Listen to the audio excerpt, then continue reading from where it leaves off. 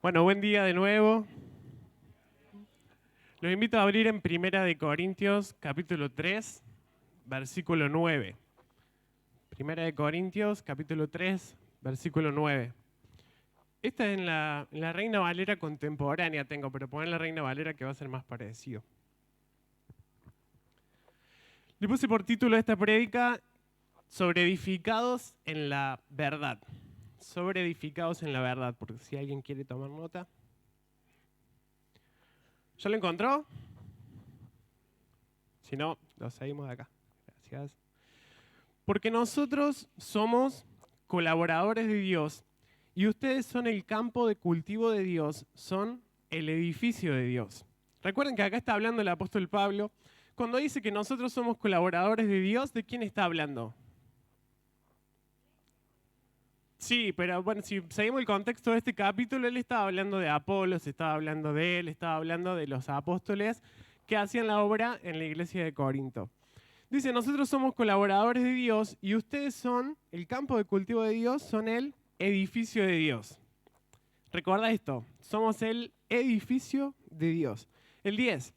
Según la gracia que Dios me ha dado, yo, como perito arquitecto, en la Nueva Traducción Viviente dice, como un experto constructor, puse el fundamento mientras que otro sigue construyendo encima. Pero cada uno debe tener cuidado de cómo sobreedifica. Oremos. Padre, te damos tantas gracias por este tiempo que podamos compartir juntos en esta mañana.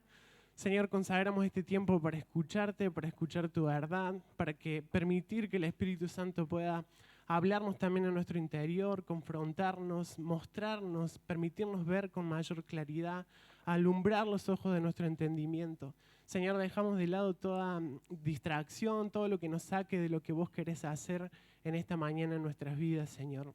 En el nombre de Jesús, amén. Bueno, dice por un lado que somos colaboradores de Dios, somos constructores de un edificio, pero a la vez también somos ese edificio. Y dice el apóstol Pablo que él, por la gracia que Dios le ha dado de ser apóstol, como un perito arquitecto, o sea, como un profesional, como un experto, como alguien que sabe lo que hace, él fue el encargado de poner el fundamento. Y ese fundamento es Cristo. Fíjense que me llama la atención que él diga como un perito arquitecto porque no fue alguien improvisado, no fue alguien con solamente buena motivación, buena intención, sino que para hacer ese trabajo se requiere pericia, se requiere que se haga bien, que se haga con exactitud, porque si el fundamento no está bien puesto, todo lo que se construya encima corre el riesgo de ¿qué? De caerse, de desmoronarse. Entonces dice el apóstol Pablo, para hacer esta tarea de poner el fundamento, y acá está hablando cuando le fue predicado el evangelio a la iglesia de Corinto, no puede hacerlo un improvisado, sino que tiene que hacerlo un perito arquitecto, porque de eso depende la permanencia de todo lo que se construya encima. Cuando se predica el evangelio tenemos que prestar atención de que la semilla que se predica sea la correcta, porque si la semilla no es la correcta, el fruto que va a dar después no va a ser el que Dios espera. Si hoy vemos personas que pasan muchos años en las iglesias y que no dan el fruto que Dios espera, hay que revisar la semilla, porque seguramente la semilla que se plantó no era el evangelio verdadero. Lo único que da realmente los frutos que Dios espera es la palabra de la verdad. Dice acá que se requiere exactitud, se requiere pericia. Y esta metáfora hace referencia al modo en el que hacemos iglesia. Y yo creo que por eso en este tiempo Dios nos está llevando a volvernos expertos en lo que es el Evangelio. Por eso en el Congreso el lema que nos convocó fue el misterio del Evangelio. Necesitamos entender más profundamente qué es el Evangelio. Y recordaba cómo a través de las prédicas del Congreso, Dios nos llamaba como casa, como congregación, pero no solamente a nosotros, sino a la Iglesia de Cristo, nos llamaba a salir de la simplicidad. ¿Se acuerdan? Salir de la simplicidad, salir de la ignorancia, salir de lo que conocemos hasta ahora para ir más profundo. Y esta visión de ir más profundo se está repitiendo muy seguido. Estoy escuchando, el jueves nos juntamos con el grupo de salmistas y eso se mencionaba también y personas que me lo compartieron por privado también. Dios nos está llevando un tiempo como casa de ir más profundo. Y para ir más profundo es necesario salir de la orilla. La orilla es más cómoda, la orilla es, tenemos más control, es más seguro, pero Dios nos está llamando a ir más profundo. Y solo una iglesia obediente va a responder a este llamado de ir más profundo. Vamos a seguir con el versículo 11 del mismo ahí. Porque nadie puede poner otro fundamento que el que está puesto, el cual es Jesucristo. Y si alguno edifica sobre este fundamento y pone oro, plata, piedras preciosas, madera, heno u hojarasca, su obra podrá verse claramente, el día la pondrá al descubierto. Ahí buscaba un poco qué significa que el día la pondrá al descubierto. Y bueno, esa palabra día en el original griego significa el tiempo. El tiempo la pondrá al descubierto. Y la obra de cada uno, sea la que sea, será revelada y probada por el fuego. Si lo que alguno sobreedificó permanece, esa recibirá su recompensa. Si lo que alguno sobreedificó se quema, esa sufrirá una pérdida, si bien él mismo se salvará, aunque como quien escapa del fuego. Dice el apóstol Pablo, miren, esto de hacer iglesia es lo mismo que construir un edificio. Primero se requiere pericia para crear el fundamento, ¿sí? Y a la hora de sobreedificar, ¿qué es sobreedificar? Capaz para ustedes es simple, pero a mí se me complicaba entender qué era sobreedificar. Sobreedificar es edificar arriba de un cimiento, para simplificarnos. O sea, es levantar paredes una vez que los cimientos ya están puestos. Y nosotros, como somos colaboradores de Dios, todos los que predicamos, todos los que discipulamos, todos los que hacemos cualquier cosa para esta obra, estamos sobreedificando. Y el apóstol Pablo dice, miren bien cómo van a sobreedificar. Tengan cuidado de cómo van a sobreedificar. Porque la tarea que están haciendo es muy importante. Y tienen que prestar atención a dos cosas, dicen estos versículos. Número 1, tengan cuidado de que lo que estén construyendo esté sobre el fundamento correcto. Y número 2, tengan cuidado con qué material van a sobreedificar. Vamos a ver cada uno de estos. Dice primero que nada, que nadie puede poner otro fundamento que no sea este, el cual es Cristo. ¿Sí? Tenemos que, de los dos lados, digamos, como somos edificios y a la vez somos los albañiles, tenemos que tener cuidado de los dos lados. Cuando estamos en posición de albañil, tenemos que tener cuidado de sobre qué cimiento estamos edificando. Y cuando somos nosotros el edificio que está siendo edificado, tenemos que ver sobre qué fundamento nos están edificando cuando nos traen una palabra, cuando nos ministran, cuando hacen lo que sea. Porque el único fundamento correcto es Cristo. En Colosenses 1:16, no hace falta que lo busque, pero sígalo. Todo fue creado por medio de Él y para Él. ¿De quién está hablando? De Cristo. Y Él es antes de todas las cosas, y todas las cosas en Él subsisten. Y Él es la cabeza del cuerpo, que es la iglesia, el que es el principio, el primogénito de entre todos los muertos, para que en todo tenga la preeminencia. El Evangelio se trata siempre de una sola cosa. El Evangelio es Cristo.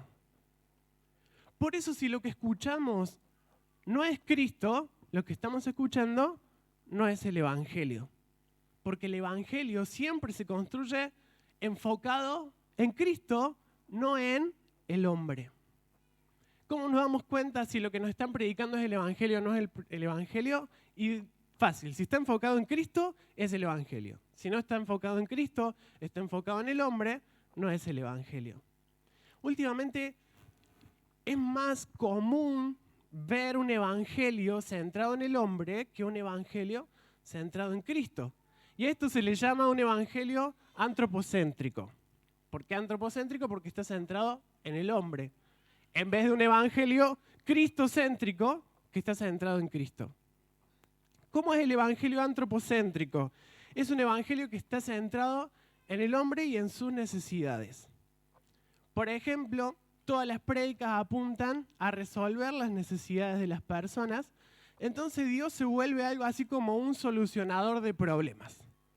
Venía Cristo, que Cristo te va a sanar, te va a perdonar, te va a prosperar, todas cosas que son ciertas, pero que en realidad no son el evangelio. El evangelio antropocéntrico es un evangelio que pide que Dios intervenga en nuestra realidad humana. El evangelio cristocéntrico es un evangelio que nos invita a nosotros a sumergirnos en la realidad de Dios. Algo que se estuvo hablando durante toda la reunión sin que nos pongamos de acuerdo. Fíjense la gran diferencia que hay entre pedirle a Dios que entre en mi realidad y solucione todos mis problemas, a ser invitado por Dios a entrar en su realidad y ocuparme de sus intereses. Ocuparme de lo que Él necesita de mí. El evangelio verdadero pone nuestra mirada en Cristo y su realidad. No nos promete solucionarnos la vida, sino que nos invita a perder nuestra vida para ganar la suya. ¡Wow! El evangelio verdadero no te promete que todo te va a ir bien. No te promete que se van a solucionar todos tus problemas, aunque en la mayoría de las campañas evangelísticas escuchamos una invitación a Dios porque Dios va a resolver todos tus problemas. Pero ese no es el evangelio. No es la semilla correcta, entonces después no da el fruto verdadero. Porque el evangelio no se trata de nosotros, el evangelio se trata de Cristo en nosotros. Se trata de morir nosotros para que Cristo viva, una frase que la repetimos todo el tiempo. Pero al fin y al cabo, seguimos alimentando un evangelio más centrado en el hombre que en Cristo, algunas veces. Entonces, dice el apóstol Pablo, primero que nada, fíjense que el fundamento sea el correcto, que todo lo que vayan a edificar, Cristo sea el centro.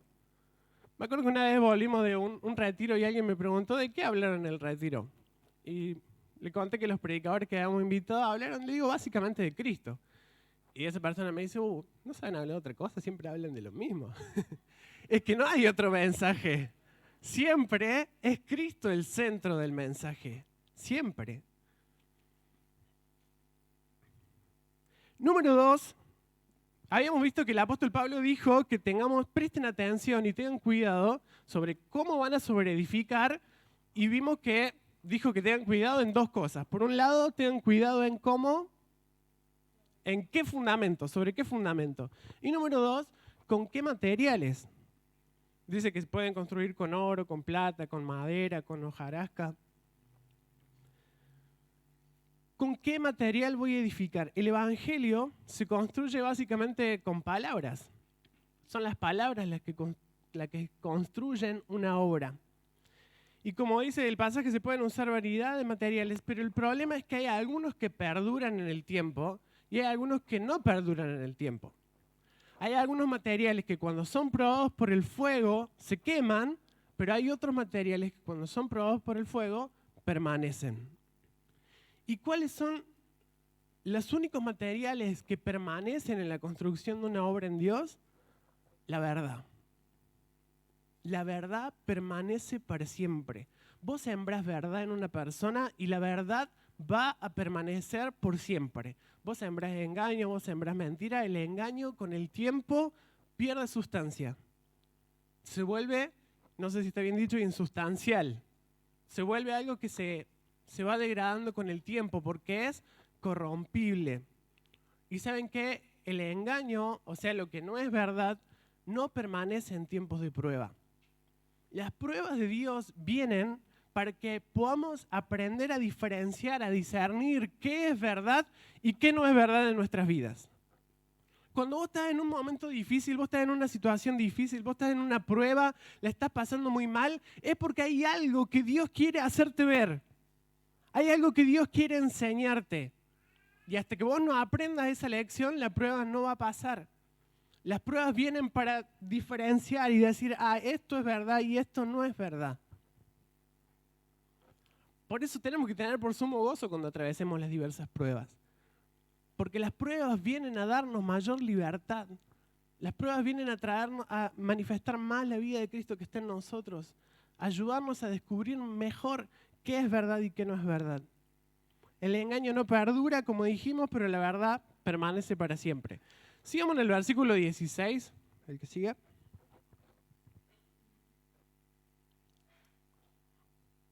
El mismo de donde estamos leyendo, el versículo 16.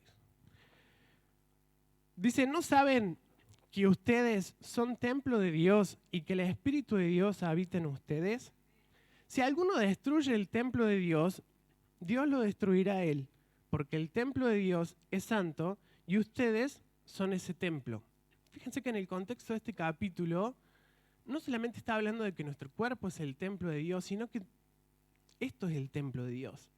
No porque estemos acá, si estuviéramos en un parque todos nosotros juntos, lo mismo somos el templo de Dios, porque somos el lugar donde Dios habita. Y dice Dios que el templo es santo, ustedes son santos, y si alguno destruye el templo de Dios, Dios lo destruirá a él. Es como algo que Dios se toma muy en serio, cómo construimos, con qué materiales construimos, sobre qué cimiento edificamos. Dice el versículo 18, que nadie se engañe. Si alguno de ustedes se cree sabio según la sabiduría de este mundo, hágase ignorante para que llegue a ser sabio. Porque para Dios la sabiduría de este mundo es insensatez, pues escrito está, Él atrapa a los sabios en sus propias trampas. Y en otra parte dice, el Señor conoce los pensamientos de los sabios y estos son inútiles. Es importante entender estos versículos en el contexto de lo que el apóstol Pablo viene hablando. El apóstol Pablo está diciendo, presten atención con qué material van a construir, y después empieza a hablar de la sabiduría humana, diciendo, si ustedes construyen con sabiduría humana, o sea, con sabiduría que proviene de sus experiencias, con sabiduría que proviene de cosas que aprendieron quizás de sus mentores, con sabiduría que aprendieron humanamente, eso no sirve para construir la obra de Dios. La única sabiduría que sirve para construir la obra de Dios es la que proviene de Él. Podamos apoyarnos en otras cosas, pero nuestra principal fuente tiene que ser siempre Él. Para eso tenemos el Espíritu de verdad en nuestro interior que nos lleva a conocer toda verdad. ¿Qué pasa si nuestra fuente de sabiduría no fue Dios? Lo que vayamos a construir corre el peligro de ser derrumbado. Por eso todos los que predicamos, todos los que enseñamos, todos los que discipulamos, todos los que damos palabra, todos los que de alguna u otra forma construimos, aportamos, aunque sea ponemos un ladrillo en esta obra, tenemos que evaluar de dónde proviene la fuente de nuestra sabiduría.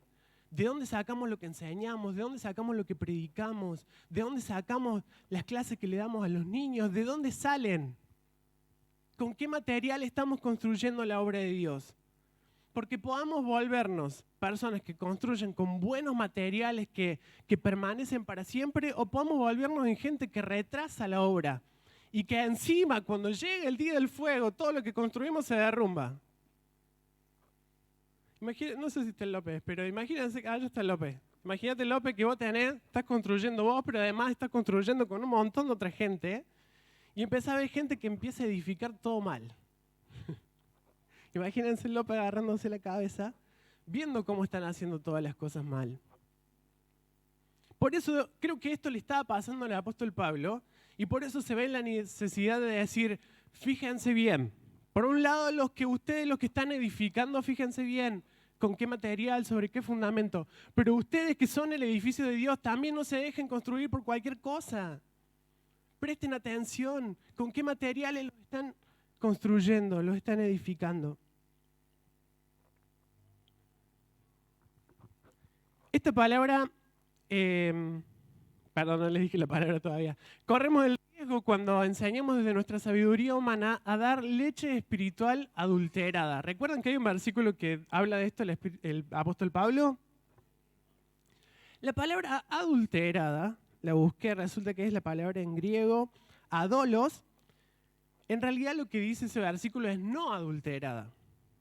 Que en realidad lo que dice el versículo es pura, leche pura. Y esa palabra significa libre de fraude o engaño. Si nuestra fuente donde tomamos la sabiduría proviene quizás de lo que escuchamos de generación en generación que se nos ha enseñado, corremos el riesgo de estar dando leche espiritual adulterada, es decir, que contiene engaño. Obviamente que nadie tiene la intención de transmitir engaño. Nadie. Nadie dice, hoy le voy a preparar una clase a los niños y le voy a enseñar mentiras. Nadie dice eso, ¿cierto? Tenemos que ser muy malos, muy macabros. Pero el problema es que aunque nosotros querramos o no querramos, aunque tengamos buena voluntad o mala voluntad, lo hacemos porque nuestra fuente de la sabiduría no es Dios, sino que ha sido sabiduría humana. Y para Dios, la sabiduría humana, por eso dice el apóstol Pablo, si alguno se cree sabio, hágase ignorante, por favor, para que llegue a ser sabio en realidad. Porque para Dios la sabiduría de este mundo es insensatez, pues escrito está, Él atrapa a los sabios en sus propias trampas. El Señor conoce los pensamientos de los sabios y estos son inútiles. Por eso es tan importante prestar atención con qué vamos a edificar. Necesitamos aprender a diferenciar, a discernir la verdad del engaño. No podemos permitir que nos dé igual con qué materiales construyamos. Necesitamos prestar atención a con qué materiales estamos construyendo y con qué material nos están construyendo. Diferenciar qué es verdad y qué no es verdad. Les soy sincero, yo a veces voy a congregaciones, incluso acá en esta misma congregación, y a veces escucho cosas que no están conforme a la verdad que estamos aprendiendo, y yo me horrorizo y miro por el costado a ver si la gente hace alguna reacción, si alguien se espanta, si alguien saca un tomate o algo, pero no, la gente está como... Y eso me habla de que a veces no sabemos diferenciar todavía qué es verdad y qué no es verdad. No digo que nos paremos y que digamos, no, eso no es verdad, no. Pero no digo que tampoco nos traemos cualquier buzón. Hoy me acordaba esta semana de una publicidad de un alfajor que hacía la publicidad, no te comas cualquiera, comete un terrabusi, creo que era. Porque le mentían y la persona en la publicidad se la creía. Entonces el eslogan después era, no te comas cualquiera. Y me parece que sirve perfecto para esta prédica también. Alguien que conoce la verdad no se traga cualquier verdura. Alguien que está edificado sobre el fundamento correcto puede discernir interiormente cuándo lo que se está hablando es verdad y cuándo no es verdad. No le da lo mismo cuando va a un lugar y no se habla verdad. No sé si a todos les pasará lo mismo, pero a mí interiormente me provoca toda una revolución que a veces no lo soporto y me quiero ir. Porque no da lo mismo con qué material estamos construyendo. Porque vemos las consecuencias que va a traer. Porque vemos que eso se va a derrumbar. Porque vemos que una persona que no ha sido edificada en la verdad, un adolescente, un niño, un preadolescente que no ha sido edificado en la verdad, cuando llega la época de la prueba, cuando llegan los momentos difíciles, se van, se apartan. Entonces no da lo mismo con qué material construimos. Vamos a Efesios capítulo 4, versículo 13.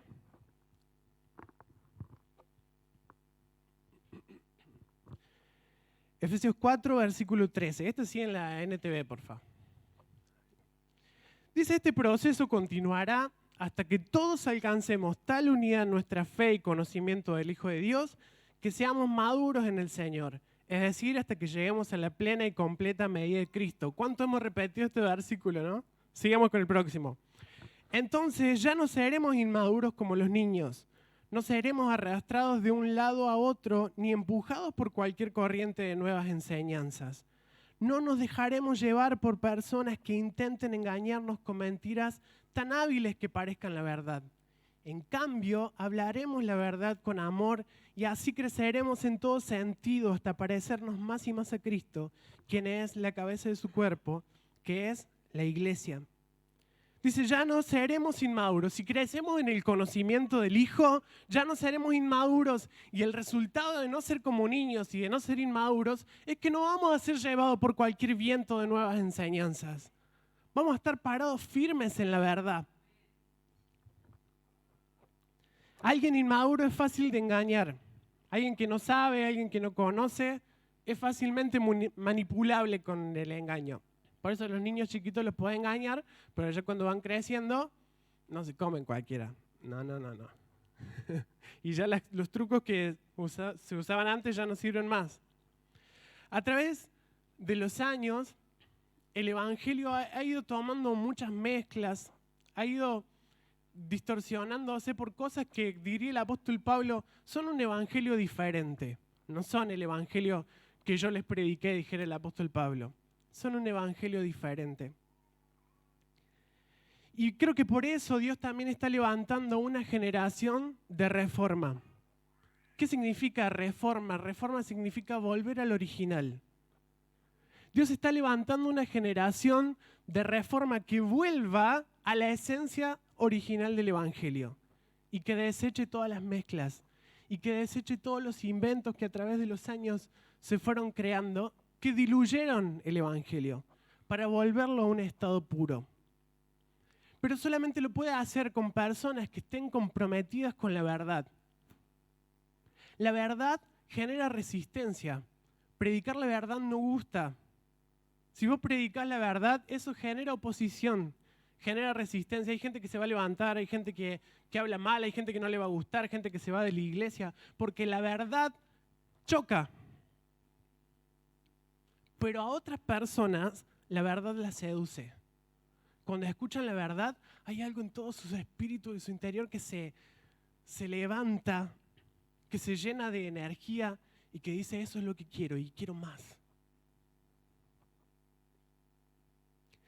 Así como en los tiempos de Pablo había muchas corrientes y enseñanzas que llevaban al engaño, por eso vieron que cada una de las cartas de los apóstoles van dirigidas a un grupo de gente y con el propósito de diferenciar la verdad de la mentira y de liberarlos del engaño, de decirle esto que están haciendo está mal, esto que los están queriendo engañar, los están queriendo volver a una situación que ustedes ya habían avanzado. Y así como en los tiempos de Pablo eso pasaba, en nuestros tiempos también a veces pasa. No todas las prédicas que escuchamos son conforme a la verdad. No todas las canciones cristianas que escuchamos son conforme a la verdad. Y otra vez, no porque quien lo predique, no porque quien lo cante sea malo o lo haga a propósito, sino porque a veces es el resultado de mezclas. Dios me ha dado la oportunidad de ir a muchas congregaciones. Y esta semana me ponía a pensar que fui, por ejemplo, a iglesias del norte. En Tucumán fui a iglesias bien del sur, a Ushuaia, fui a iglesias bien del este y del oeste, a Chile, Uruguay. Y visitando así esas congregaciones, me he dado cuenta de las mezclas que hay en el Evangelio. Y me puse a resumir algunas. Miren, por ejemplo, hay mensajes motivacionales como cumplir tus sueños, este es tu año de bendición, Dios quiere prosperarte en todo, todo te irá bien, que a la carne le encantan escuchar. La gente sale de esas prédicas súper motivada. Pero como es una motivación que apuntó al alma, eso fue el domingo y el lunes ya están bajoneados de nuevo. Por eso necesitan la semana siguiente volver a escuchar las mismas cosas. Yo a veces me pregunto, ¿no se cansan de escuchar siempre lo mismo? Es que el alma lo necesita. Necesita ser levantada todo el tiempo. Hay otro tipo de evangelio que venden misticismo y objetos mágicos. Y no estoy hablando solamente de la iglesia universal, no, de la iglesia evangélica. Que le atribuyen poder a mantos, a banderas, a pañuelos, a aceites. Escuchaba una persona que decía que si usabas esos pañuelos, atraías la presencia de Dios sobre vos. La presencia de Dios está en nosotros, ¿por qué? Porque tenemos a Cristo en nosotros. No necesitamos ningún aceite mágico porque ya tenemos la unción. ¿La unción por qué la tenemos? Porque Cristo está en nosotros. Hay de los que se judaizan y todo parece que si son más judíos son más espiritual, entonces ponemos candelabros, ponemos el arca del pacto, celebramos las fiestas solemnes, falta usar la equipá y estamos. Hay congregaciones que predican el antiguo pacto como si estuviera vigente hoy. Esto te diría que el 95%. Que buscan a Dios en lo externo por desconocer que Dios vive dentro de ellos. Que seguimos esperando que Dios descienda de algún lado. Seguimos esperando que genere un avivamiento externo. Seguimos esperando que su gloria descienda, que el Espíritu descienda, que todo descienda, porque no entendemos que en el nuevo pacto ya está dentro nuestro todo eso que estamos esperando que pase. Hay congregaciones que malinterpretan la gracia y todo es lícito. Todo está bien, vos venís a Dios, a Jesús te ama. Fui a una congregación a predicar que me dijeron, trata de no ser tan confrontativo porque acá nos gusta más el Jesús que es amigo de la gente. Jesús que te recibe, Jesús que te ama, que te abraza. Y eso es verdad, pero también falta la otra verdad, así que de bronca prediqué de la cruz. Claro, porque me decían, predica de esto, pero después me decían, no nos está funcionando muy bien porque los chicos están medio rebeldes. Y claro, porque si no predicas el evangelio, no funciona. Después están los que por el otro lado son estructurados y legalistas que no dan lugar al espíritu, pero que tienen mucho conocimiento bíblico, pero ese conocimiento bíblico es puramente intelectual. Es fantástico por un lado predicar ahí porque las personas te responden, vos empezás el versículo y las personas te los sacan así. En la versión que vos se les dé, te la sacan. Saben muchísimo. Me sorprendió hace poco un lugar donde fui de adolescentes muy chiquitos que se sabían la Biblia de pe a pa. ¡Wow!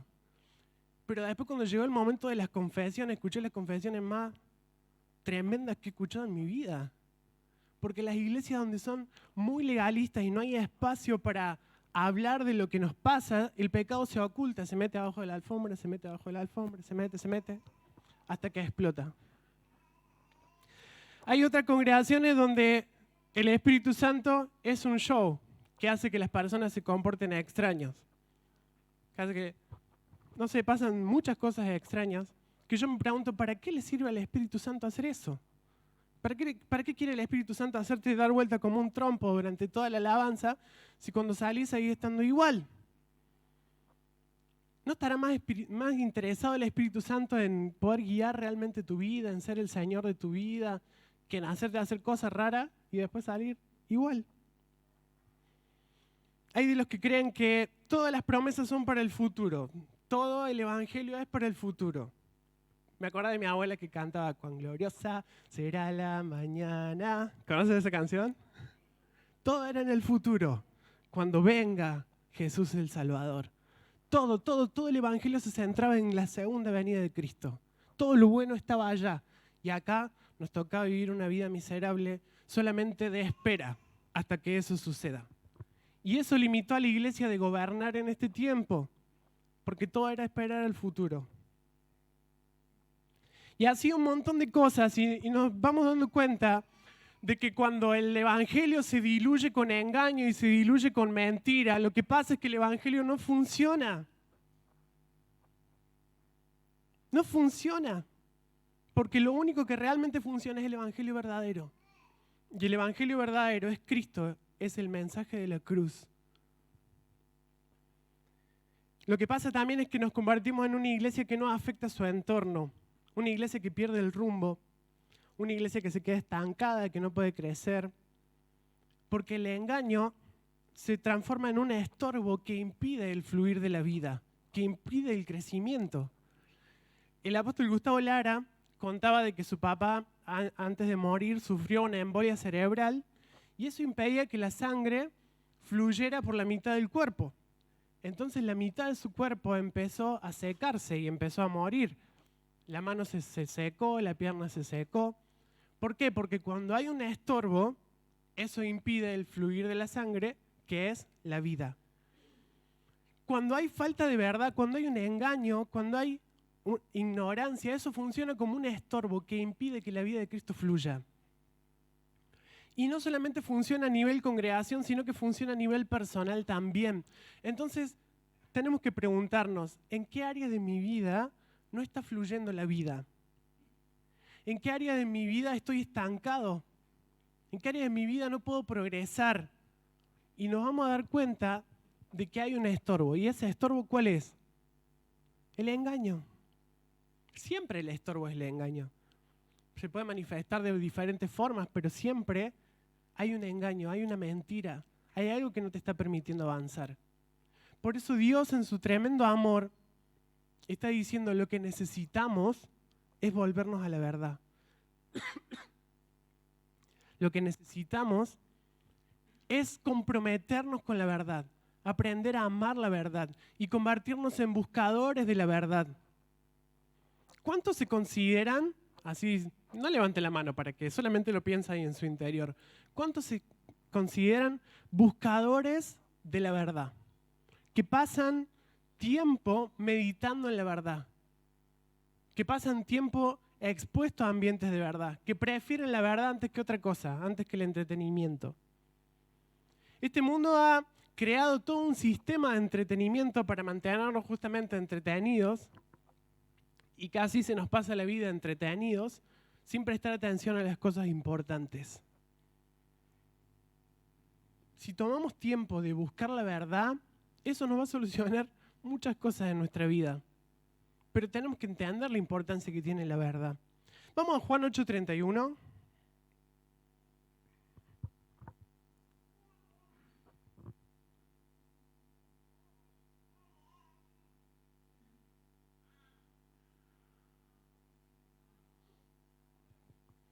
Juan 8:31. Acá está. Jesús le dijo a los que creyeron en él: ustedes serán verdaderamente mis discípulos si se mantienen fieles a mis enseñanzas. Y conocerán la verdad, y la verdad los hará libres. Todos sabemos este versículo. Conocerán la verdad, y la verdad te hará libre. ¿Libre de qué? Libre del engaño. Y el engaño, la mentira, ¿qué provocan en nosotros? Retraso, estancamiento, muerte. El final de todo, el engaño te lleva a la muerte. O sea que la verdad te hace libre de la muerte. Los que estaban ahí con Jesús le dijeron: ¿de qué no está hablando si nosotros somos libres hace rato? Sigamos leyendo el 33. Nosotros somos descendientes de Abraham, le respondieron. Nunca hemos sido esclavos de nadie. ¿Qué quiere decir con los hará libres? Jesús contestó: les digo la verdad, todo el que comete pecado es esclavo del pecado. O sea que lo que les estaba diciendo es que la verdad lo va a hacer libre del pecado. Y el pecado nos lleva a la muerte. Entonces la verdad nos hace libre de la muerte. 35. Un esclavo no es un miembro permanente de la familia, pero un hijo sí forma parte de la familia para siempre. Mientras permanecemos en el engaño, permanecemos en el pecado. Mientras permanecemos en el pecado, permanecemos en el engaño. Entonces, si queremos deshacernos del pecado, nuestra arma es la verdad. Si practicamos el pecado es porque estamos bajo engaño. Por eso solo la verdad nos va a hacer libres del pecado. 51 de ese mismo capítulo dice: les digo la verdad, todo el que obedezca mi enseñanza jamás morirá. La verdad nos hace libres de la muerte. Y fíjense qué interesante, porque la palabra verdad viene del griego aletheia. ¿Qué significa? A, contra, no o sin, y letheia, letal o muerte. O sea que juntas las dos palabras significan contra la muerte o no muerte o lo contrario a la muerte. Eso significa que algo es verdad solo si te aleja de la muerte.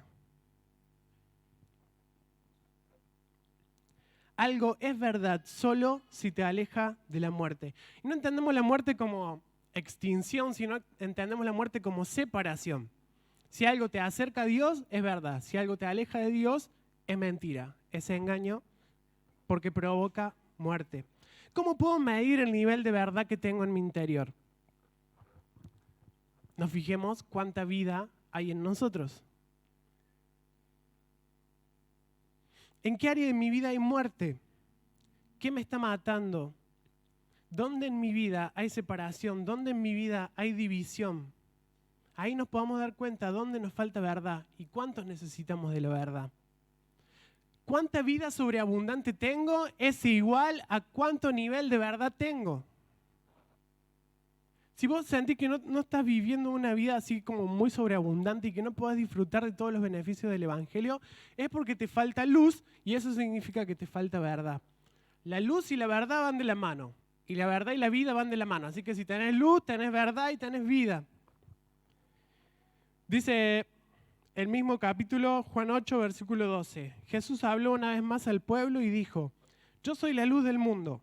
Si ustedes me siguen, no tendrán que andar en la oscuridad, porque tendrán la luz que lleva a la vida.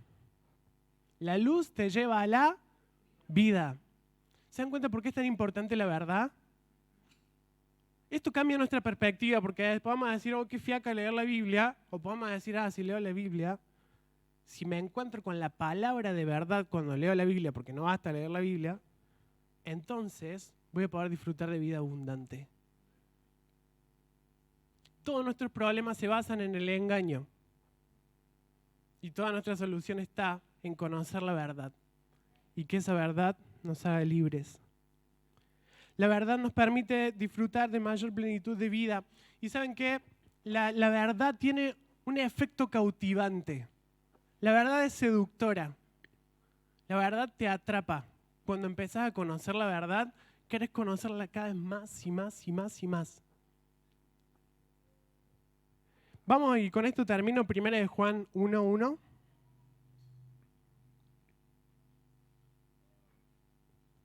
Porque cuando experimentamos lo verdadero, nunca más queremos volver a lo falso. Anoche la pastora Cecilia en la reunión de jóvenes hablaba un poco de esto. Cuando realmente conoces a Cristo, después no te conformas con nada más. El pastor Abel en el Congreso también decía que cuando vos conoces algo que te saca de este mundo, después conoces cuán miserable sos, decía él. 1 Juan 1:1. Les anunciamos al que existe desde el principio, a quien hemos visto y oído. Lo vimos con nuestros propios ojos y lo tocamos con nuestras propias manos. Él es la palabra de vida.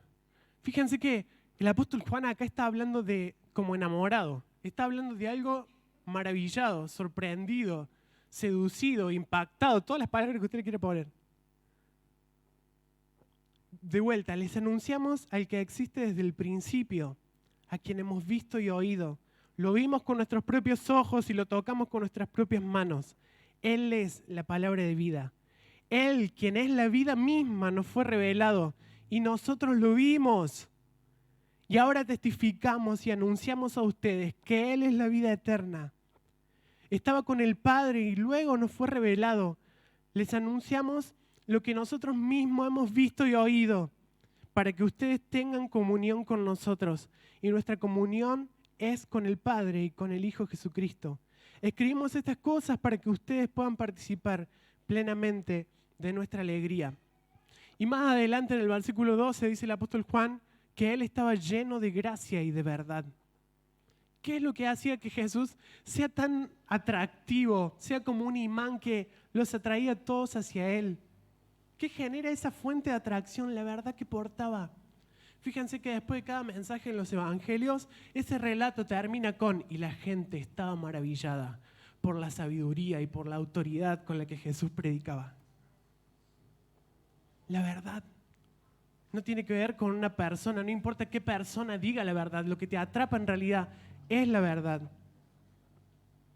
Vemos acá un Juan al que le fue quitado la venda de los ojos y entonces estaba tan maravillado e impactado con lo que había visto, con lo que había descubierto. Dice, yo lo vi, yo lo toqué, yo caminé con Él, yo estuve con la verdad, yo estuve con la vida, Él es la vida. En ese estado quedamos cuando el velo se nos cae. Quedamos enamorados, quedamos impactados y nos atrapa tanto que lo único que queremos en nuestra vida es seguir descubriendo esta verdad, abrazar esa verdad. La verdad tiene que seducirnos, tiene que volverse la razón de nuestra vida, buscar la verdad. Porque el que busca, halla, y eso significa que el que no busca, no halla. Si no buscas la verdad, no la vas a encontrar, porque la verdad está escondida, la verdad es un tesoro. La verdad es para quien quiere buscarla. La vida abundante está escondida en la verdad, pero es para quien quiere buscarla. Te invito a que te pongas de pie. Voy a invitar a Emma si me puede ayudar. Padre, amamos tu verdad. Amamos con todo nuestro ser tu verdad. Y necesitamos que nos enamores de tu verdad, Señor. Queremos ser seducidos, cautivados por esa verdad que tiene el poder de transformar nuestras vidas. Gracias porque tu verdad permanece para siempre. Es incorruptible porque tiene naturaleza eterna, permanece para siempre en nuestras vidas. Y Padre, hoy queremos tomar responsabilidad por qué estamos construyendo.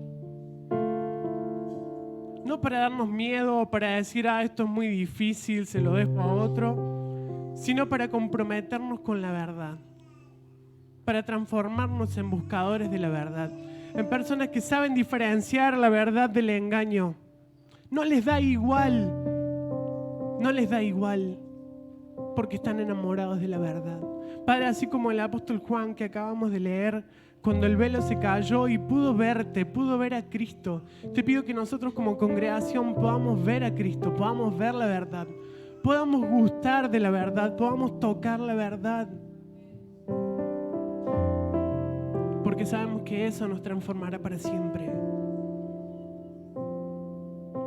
Señor, nos comprometemos a ser personas que buscan la verdad. Padre, quiero profetizar sobre esta casa que tú pones un hambre y sed por la verdad, Señor. Que nos llevas más profundo en tu verdad. Que abres nuestros ojos, abres los ojos del entendimiento. Nos liberas del engaño, nos liberas de la ignorancia. No importa qué nivel intelectual tengamos, no importa si terminamos la primaria o no, porque acá no se trata de sabiduría humana, se trata de sabiduría divina, sabiduría que viene del cielo, sabiduría que viene de Dios. Y eso no viene por estudiar mucho, viene por tener hambre y sed, viene por buscar, viene por indagar, viene por meditar. Señor, salimos de la superficie, salimos de la orilla. Salimos de la simplicidad, salimos del conformismo, salimos de la comodidad. Señor, queremos crecer, queremos que nos lleves a tiempos que nos demanden mayor crecimiento, que nos demanden salir de la zona de comodidad, de la zona de confort, porque queremos crecer, necesitamos madurar. Vos lo estás demandando, Señor.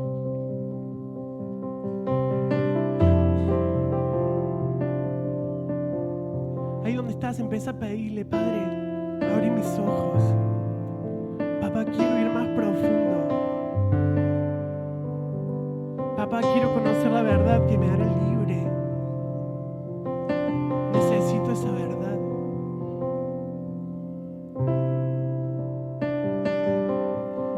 Quiero dejarte para que tengamos un tiempo ahí de poder hablar con Dios, de poder expresar lo que pensamos, lo que sentimos, de poder ser ministrados por su voz. Nos tomamos un tiempito para adorar, que puedas enfocarte en Él, solamente en Él.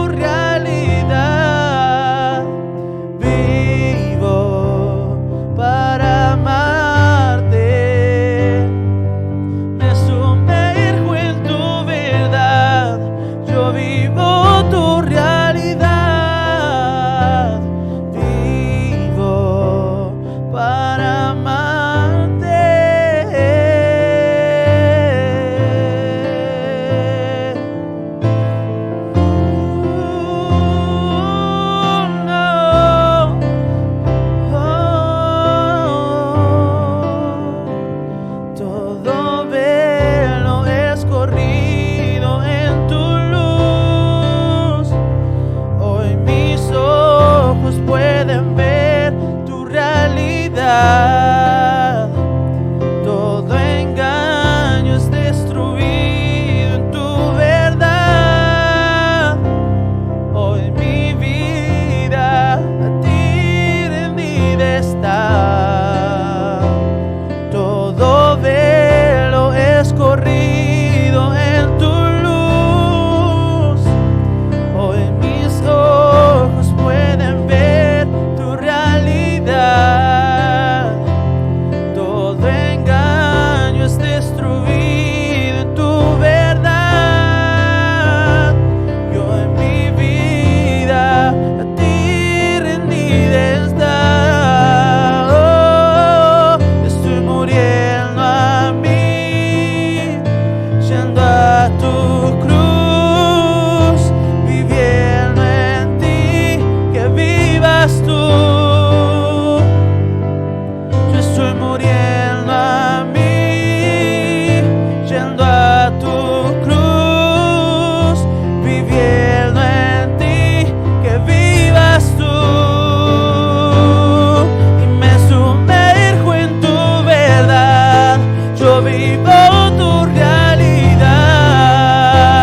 Vivo para amarte y me sumerjo en tu verdad. Yo vivo tu realidad. Vivo para amarte y me sumerjo en tu verdad. Yo vivo tu realidad. Vivo para amarte y me sumerjo en tu verdad. Yo vivo tu realidad. Vivo para amarte. Como casa, Dios nos puso a dieta en este tiempo. Nos pide que prestemos atención de qué nos alimentamos espiritualmente, qué escuchamos, qué vemos, de qué nos nutrimos. Es tiempo de prestar atención y de ajustarnos a esta dieta. Lo único permitido en esta dieta es la verdad. Todo lo que nos lleve al engaño, a la mentira, canciones, programas de televisión, series, amistades, relaciones, conversaciones, todo lo que alimente el engaño en nuestra vida tiene que ser dejado fuera. Si nos ajustamos a la dieta, nos vamos a nutrir de la verdad. Amén. Dios le bendiga, pastor.